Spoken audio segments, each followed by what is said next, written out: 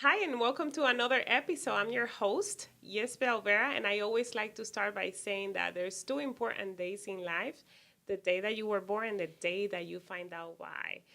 So I'm super excited today. I do have a great powerhouse. She's a title agent, real estate agent. There's so many things I can say about her, but I would love for her to introduce herself. And I'm so honored to have you. Welcome, Brenda. Thank you so much, Yisbel. The honor is mine.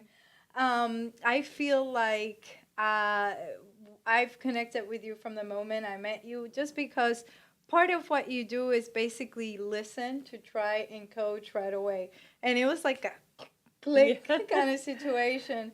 For me, I have come to love real estate in all aspects from 10 to 12 years ago when I finished college. I was trying to learn what I was going to do with my life, and I went into multifamily property management, and then little by little ended up in real estate and title. And so I really like the idea to talk to people and agents and buyers and sellers about how easy, with the right team, it can be to buy or sell your real estate.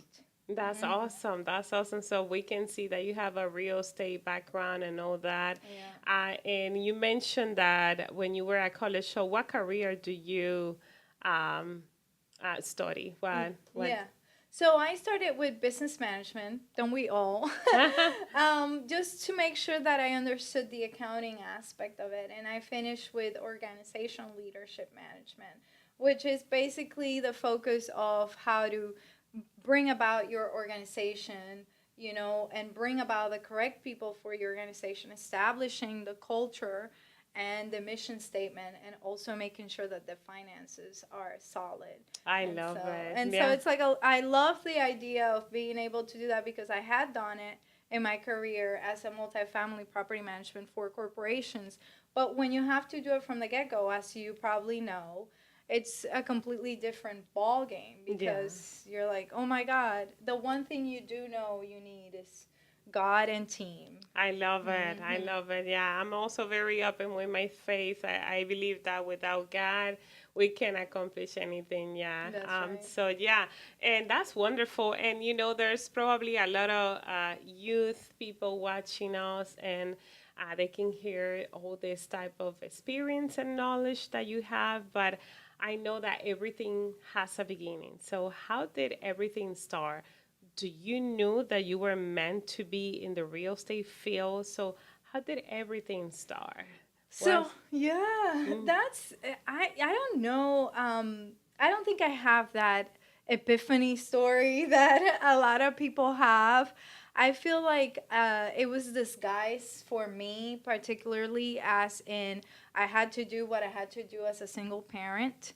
God did give me the village to be able to bring about an amazing young man, as you know. But I did not know until, in my multifamily industry, I had a lot of people that would come to me as a property manager, a senior property manager. What would you do with this house? I want to buy here, I want to buy there. And so I was like, oh, I have an opportunity here to be able to delve into the real estate market from a different perspective, which is, yeah, license. And then I went into that, experiencing terrible closings. And so, terrible in the sense of lack of communication. I feel like hoarding information is the worst thing that, generations can do for young people.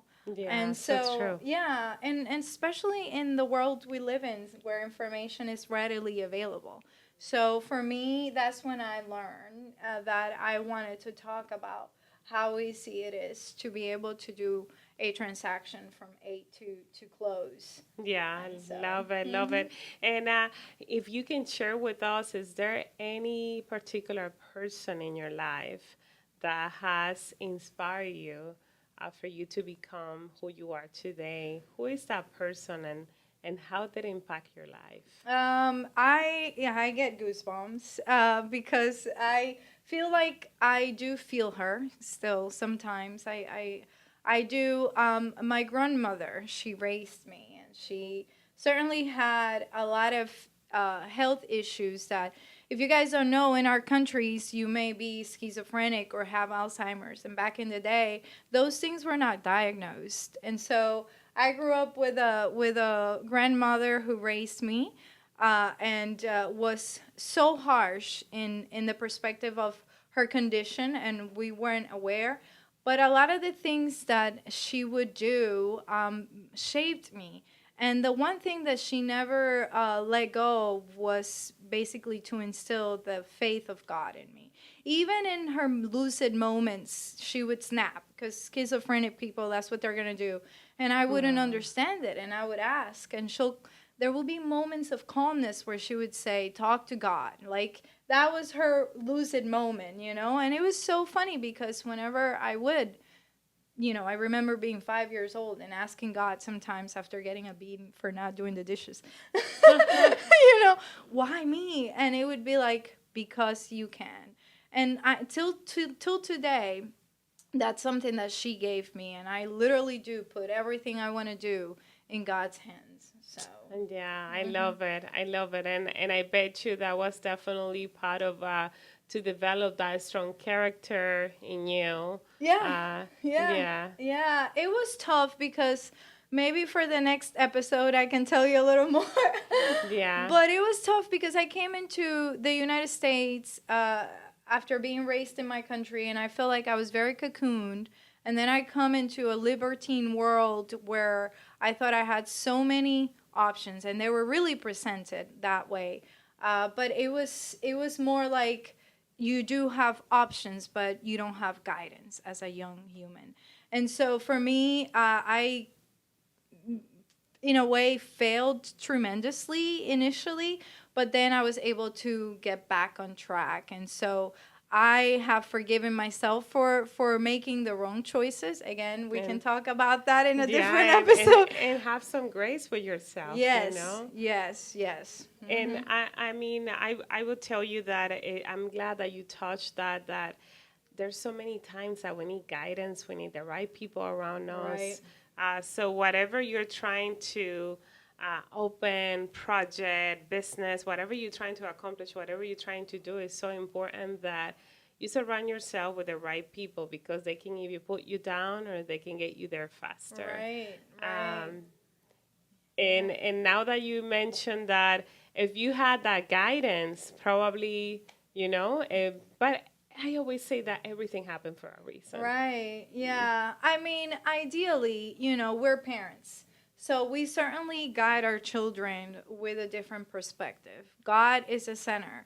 And then there's family, respect, union, team. Yes. All of these pillars, but certainly it doesn't matter how many times you fall, for as long as you know and you take responsibility for the choices that you make, and then you go back to God, which is the center. I don't think I ever left. I just feel like I believed that I could do it alone. And that's a terrible misconception that a lot of young kids have nowadays. You're not alone. You can't do it alone. So it's surprising how many people, even adults, have that thought that they can do it alone. Right. Yeah. If we could do it alone, then we're gonna be just a single person entire world. Right. But there's some meaning. There's a word. There's people, languages, systems, and even coins and money and there's a reason of diversity, and I'm big on that. I'm big on that. I'm glad I have a diverse team in one of my business that I have, but yes, it's definitely something awesome. And can you tell me we all have multiple trials in life. If you can share any of those trials that you had in life, and what do you learn? Any impactful moment?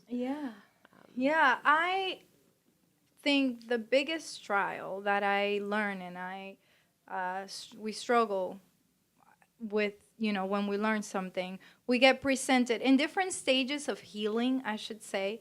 We talk about how we're healed, and then we're like, oh, maybe not yet, So in my perspective, the trial has been understanding that I needed to know what my calling was. Save myself for God. And I don't need to come into this world and save anybody because I'm not God. I'm not Jesus. I'm not the Savior. And so, and I learned that in one of the hardest ways, which is, being a single parent. And I'm not the type of single parent that says, oh my God, it was so hard to be a single parent, because I chose to be a single parent. But I did not forgive myself for giving my son the incorrect parent, So I became the parent. I never referred myself as a mother.